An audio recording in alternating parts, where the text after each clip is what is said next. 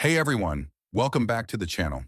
In today's video, I'll show you how to fix the Start menu not working in Windows 11.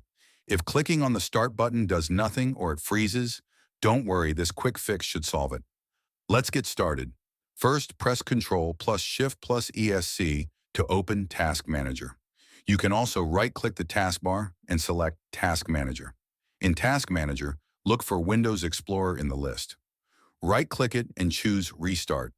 This will refresh your desktop taskbar and hopefully fix the Start menu. Now try clicking the Start menu again. In most cases, it should be working now. If it's still not working, press Windows plus Ctrl plus Shift plus B. This resets your display driver and can also help restore Start menu functionality. If the issue continues, press Windows plus R, then type CMD and press Enter to open the command prompt. From there, you can restart Windows or try launching apps manually as a temporary workaround. One of these methods should get your Start menu working again on Windows 11.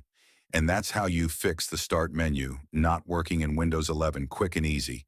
If this helped you out, don't forget to like, subscribe, and let me know in the comments if it worked for you or if you need more help.